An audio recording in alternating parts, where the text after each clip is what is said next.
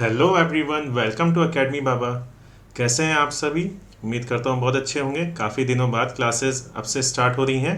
तो आज हम लोग डिस्कस करने वाले हैं CUET। आप लोगों ने इसके बारे में सुना ही होगा, बहुत से लोग प्रिपरेशन भी कर रहे होंगे क्योंकि उनको ग्रेजुएशन में एडमिशन लेना है। जो अच्छे अच्छे यूनिवर्सिटीज़ हैं, जो हमारे इंडिया में बहुत ही अच्छी अच्छी यूनिवर्सिटीज़ हैं, अब क्या हो गया है कि उसमें एडमिशन लेने के लिए आपको एंट्रेंस एग्ज़ाम देना होता है, जिसका नाम है CUET, जिसका फुल फॉर्म होता है कॉमन यूनिवर्सिटी एंट्रेंस टेस्ट। तो इसके ज़रिए ही आपका एडमिशन होता है, जो भी कोर्सेज में आप लोग एडमिशन लेना चाहते हैं। तो उसी के लिए हम लोग आज क्लास लेकर आए हैं, जिसमें आपको आज हम क्या पढ़ाएंगे, आपको हम इंग्लिश पढ़ाएंगे। ठीक है? जो आपकी बहुत सी कॉमन यूनिवर्सिटीज़ हैं, जैसे इलाहाबाद यूनिवर्सिटी हो गई, कानपुर यूनिवर्सिटी हो गई, लखनऊ यूनिवर्सिटी हो गई, AMU हो गई, JNU हो गई, है ना। ये सारे यूनिवर्सिटीज़ में अब सिर्फ एक कॉमन एग्ज़ाम होता है, जिसके ज़रिए आपका एडमिशन होता है। ठीक है? तो चलिए अब इसकी शुरुआत करते हैं। तो हम क्या करेंगे, हम आपको इंपॉर्टेंट क्वेश्चंस सिर्फ यहाँ पे पढ़ाएंगे, मल्टीपल चॉइस क्वेश्चंस। ठीक है? जो आपके एग्जाम में अक्सर पूछ लिए जाते हैं और जो क्वेश्चंस बहुत ही ज़्यादा इंपॉर्टेंट है, जिसके आने के चांसेस ज़्यादा हैं। ठीक है? तो चलिए आइए शुरुआत करते हैं। फर्स्ट क्वेश्चन आइए देखते हैं हम लोग कौन सा है। तो पहला क्वेश्चन में क्या पूछा जा रहा है, आइए देखते हैं। Fill in the blanks with the most suitable phrasal verb from the options given below. इस तरह से क्वेश्चंस आपके एग्जाम में भी आएंगे। ठीक है? क्वेश्चन आपका सेम एज इट इज इस तरह से लिखा रहेगा। उसमें आपके 4 ऑप्शंस दिए रहेंगे, जिसमें से आपको एक ऑप्शन टिक लगाना होगा। ठीक है? चलिए पहला क्वेश्चन जैसा कि ये है, while walking along the road side Raju dash one of his old school mates. इसका ऑप्शन आपका दिया हुआ है ran into, ran out, ran over, ran through. अब आप लोगों के पास 10 सेकंड्स का समय है, इसको सोचिए और इसका जल्दी से आंसर बताइए। ठीक है? देखिए क्या लिखा हुआ है, इसकी मीनिंग मैं एक बार फिर से बता देता हूं आपको। सड़क के किनारे चलते समय राजू क्या है, dash one of his school mates, यानी कि किसी से वो मिलता है। तो इसमें आपको एक फ्रेजर वर्ब यूज करना है। इसमें कौन सा फ्रेजर वर्ब यूज होगा? रैन इनटू का मतलब क्या होता है, देखिए आइए मैं आपको सबके एक एक वर्ड की मीनिंग बता देता हूं। इसका मतलब होता है to meet somebody by chance. क्या मतलब होता है इसका? To meet somebody by chance. ठीक है? फिर नेक्स्ट है रैन आउट। इसका मतलब क्या होता है? फिनिश, कोई काम अगर फिनिश हो जाता है तो उसको हम लोग कहते हैं रैन आउट हो गया। रैन ओवर मतलब टू नॉक डाउन। ठीक है? किसी को पीछे छोड़ देना, उसको हम लोग कहते हैं रैन ओवर। फिर रैन थ्रू मतलब किसी चीज को देखना या एग्जामिन करना, उसको हम लोग कहते हैं रैन थ्रू। Is that clear? हाँ, चलिए अब तो इसका आंसर फिर क्या हो जाएगा, आप लोगों को अब मीनिंग मैंने बता दिया तो इजी आपको समझ में आ गया होगा कि इसका आंसर हो जाएगा while walking along the road side Raju ran into one of his school old school mats. तो इसका आंसर क्या हो जाएगा? फर्स्ट ऑप्शन इसका सही हो जाएगा। ठीक है? Is that clear? चलिए सेकंड पे चलते हैं। A women is more sensitive than dash man. इसमें अब आपको आर्टिकल यूज करना है कि इसमें कौन सा आर्टिकल लगेगा, ये आपको बताना है। तो जल्दी से सोचिए, आपके पास 10 सेकेंड्स का समय है, उसका आंसर फिर आप लोग करिए। ठीक है? हाँ, चलिए बताइए जल्दी से इसका आंसर क्या हो जाएगा। A women is more sensitive than, article क्या है? आर्टिकल हमारा 3 ही होता है, ए एन और द। सम तो होगा नहीं, तो ये ऑप्शन पहले ही गलत हो गया। तो इसका आंसर हो जाएगा ए। ठीक है? वुमेन इज मोर ज्यादा सेंसिटिव होती हैं मैन से। ठीक है? चलिए नेक्स्ट क्वेश्चन चलते हैं। This answer can't be right, it dash be wrong. इसमें 4 ऑप्शंस दिए हुए हैं, 10 सेकंड्स का समय है, जल्दी से सोचिए और इसका आंसर दीजिए, क्योंकि इसी तरह क्वेश्चंस आपके एग्जाम में भी पूछे जाएंगे। जल्दी से आंसर करिए इसका। This answer can't be right, it must be wrong. ये जरूर गलत हो सकता है, तो इसका आंसर क्या हो जाएगा आपका? डी। ठीक है? चलिए नेक्स्ट क्वेश्चन क्या है, fill in the blanks with the most appropriate phrasal verb from the options given below. अब यहां पे फिर से आपको फ्रेजर वर्ब यूज करना है। I set my alarm clock because I have to dash early tomorrow. चलिए इसका बताइए क्या होगा। मैंने अपने अलार्म घड़ी सेट कर दी है क्योंकि मुझे कल जल्दी क्या करना है, उठना होगा उसको कहीं ना कहीं।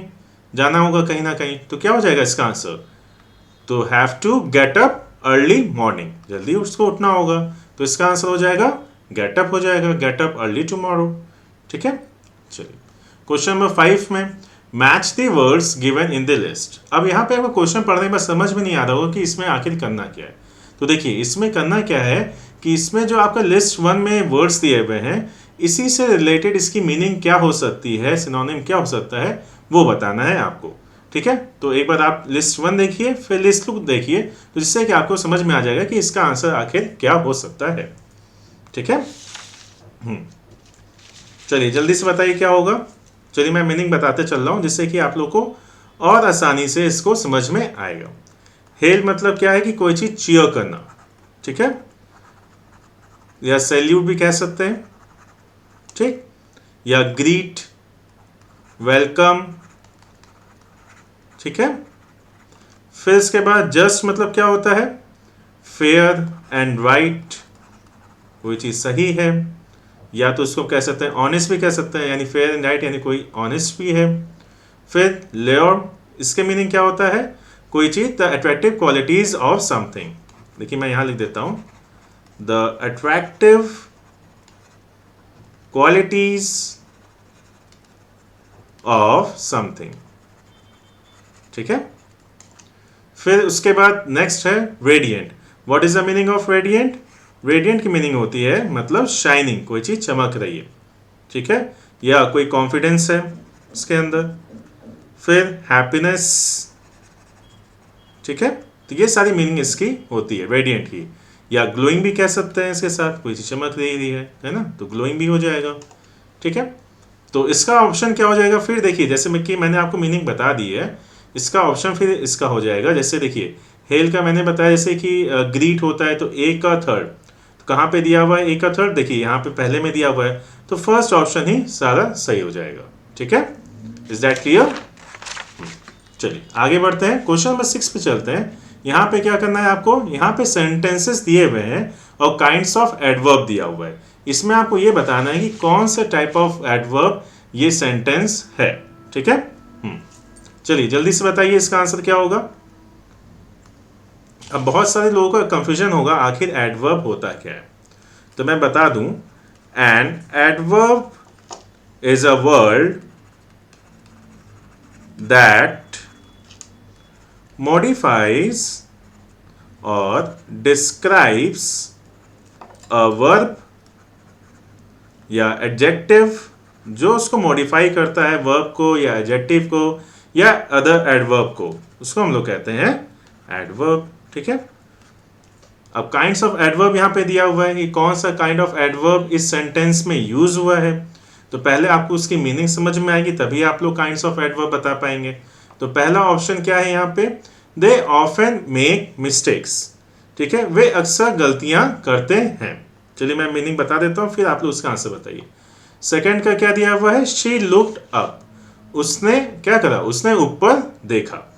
फिर दे सैंग डिलाइटफुली, उन्होंने आनंद पूर्वक गाया।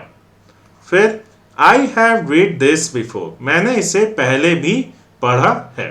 ठीक है, अब आपके पास 10 सेकंड्स का समय है, जल्दी से सोचिए और इसका आंसर दीजिए। चलिए जल्दी से बताइए क्या होगा इसका answer. They often make mistakes, इसका पहले बताइए, ए का क्या होगा?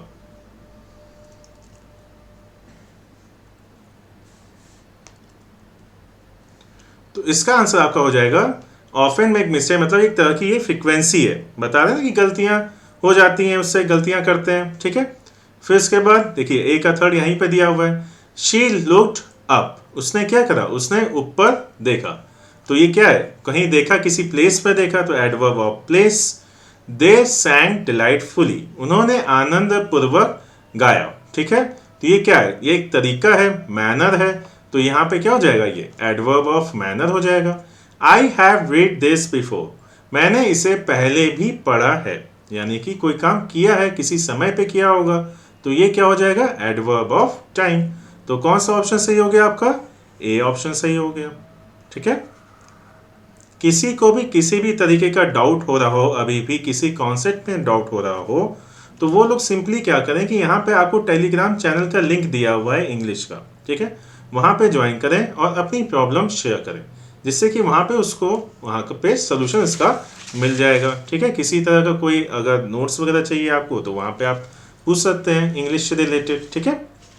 चलिए आगे चलते हैं। Fill in the blanks with a suitable homophone choosing from the following option, ठीक है।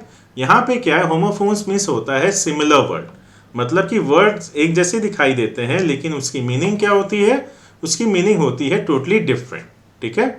तो उसको हम लोग कहते हैं होमोफोन्स, मतलब देखने में सिमिलर वर्ड्स है लेकिन उसकी मीनिंग टोटली डिफरेंट होती है।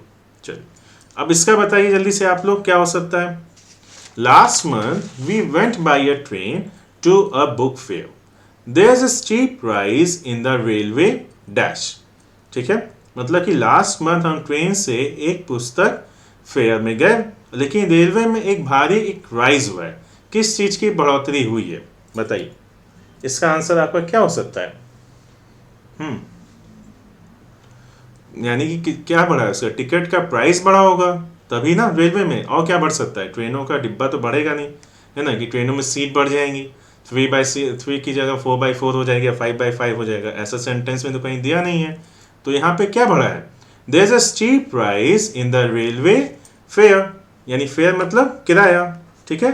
तो इसका आंसर क्या हो जाएगा, बी हो जाएगा, FARE, फायर तो होगा नहीं, फार मतलब आगे होता है, फेरी मतलब क्या होता है, फेरी टेल स्मॉल क्रिएचर्स जो हम लोग विंग्स वगैरह के पढ़ते हैं ना, वो होता है, ठीक है। तो ये ऑप्शन होगा नहीं, फार होगा नहीं, फायर होगा नहीं, तो क्या ऑप्शन बचा आपका, फेयर ऑप्शन बचा, ठीक है। समझ में आया आपको। चलिए क्वेश्चन नंबर 8 पे चलते हैं। Choose the most appropriate article from the given options to fill in the blanks. Shyam's hostel mate has become dash IAS officer. इसका बताइए क्या होगा। इसका मैं अब नहीं बताऊंगा क्योंकि इसमें आर्टिकल यूज होना है। जल्दी से बताइए क्या होगा। IAS ऑफिसर की बात हो रही है यहाँ पे, ठीक है। तो कैसे मैंने बताया था आपको, जिसने इसने आर्टिकल का सेशन नहीं देखा है, मैं आज लिंक शेयर कर दूंगा, कॉन्सेप्ट पूरा उसमें डिटेल कॉन्सेप्ट है, बहुत ही शॉर्ट वीडियोस हैं, उसको एक बार आप लोग देख लीजिएगा जिससे कि आप लोग का आर्टिकल का कॉन्सेप्ट पूरा क्लियर हो जाएगा। चलिए, Shyam's hostel mate has become, यहाँ पे होगा एन IAS ऑफिसर। अब एन ही क्यों लगा, मैंने बताया था आप लोगों को कि जो हिंदी के वॉवेल्स होते हैं अ आ इ ई ए, तो यहाँ पे क्या आ रहा है, IAS होगा ना, आ आया, तो इसलिए यहाँ पे हमारा इसके साथ यूज होगा एन। इसके अलावा जो हिंदी के अलावा जो वॉवेल्स के अलावा जितने भी वर्ड्स होते हैं उसके साथ हम लोग क्या लगाते हैं, उसके साथ हम लोग लगाते हैं ए, ठीक है। और द के बारे में भी क्या कॉन्सेप्ट है ये आपको उसी सेशन में पता देखना पड़ेगा जिससे कि आपको पता चलेगा। लेकिन मेनली क्वेश्चन जो एग्जाम्स में आते हैं वो आपके ए या एन से ही पूछे जाते हैं, ठीक है। तो आप लोग इस चीज को समझ लीजिए, अ आ इ ई ए, इसमें जो साउंड कर रहा है, अब जैसे IAS है, आ रहा है, तो इसके साथ हम लोग हमेशा यूज करते हैं एन, और बाकी के साथ क्या लगाते हैं, ए, ठीक है। चलिए नेक्स्ट पे चलते हैं। Choose the suitable question tag from the options given below. अब यहाँ पे क्वेश्चन एक तरह का पूछना है, जैसे क्वेश्चन टैग होता है, योर सिस्टर कुक्स वेल, जैसे आप लोग कहते नहीं है तुम्हारी बहन अच्छा खाना बनाती है ना, अब इसी को इंग्लिश में लिखना होता है, ठीक है। योर सिस्टर कुक्स वेल, क्या तुम्हारी खाना अच्छा बनाती है, हुई ना, तो कैसे बोलेंगे यहाँ पे, your sister कुक्स well doesn't she, क्या बोलेंगे, doesn't she, your sister कुक्स well doesn't she, ठीक है। तो ऑप्शन क्या हो जाएगा इसका, सी ऑप्शन हो जाएगा। चलिए लास्ट क्वेश्चन में चलते हैं। Choose the most appropriate meaning of the ब्रांडेवर्स from the option given below.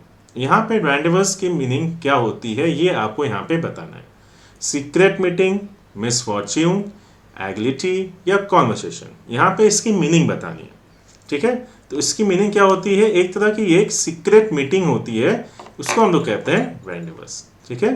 क्या कहते हैं उसको, रेंडेवर्स। जेड यहाँ पे साइलेंट होता है, तो क्या लिखेंगे, a meeting that you have arranged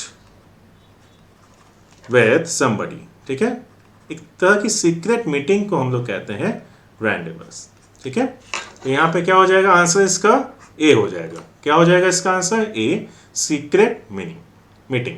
ठीक है, तो सेशन कैसा लगा आप लोगों को, आप लोग बताइएगा।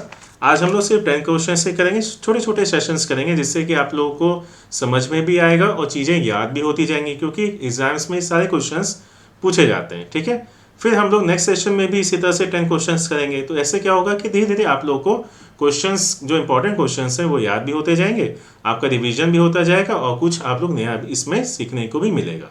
तो सेशन कैसा लगा आप लोग ज़रूर बताइएगा। मिलते हैं हम लोग अगले सेशन में, यही सारी चीज़ें हम लोग फिर से पढ़ेंगे, मल्टीपल चॉइस क्वेश्चंस के फॉर्म में, कुछ नए नए कॉन्सेप्ट्स भी पढ़ेंगे। ठीक है, किसी तरह की कोई भी प्रॉब्लम हो आप लोग कमेंट बॉक्स में कमेंट करके ज़रूर बताइएगा। ठीक है, मिलते हैं अगले सेशन में। टिल देन, सेशन पसंद आया हो तो सेशन को लाइक करिए, चैनल को सब्सक्राइब करिए। Thank you, have a nice day, bye bye.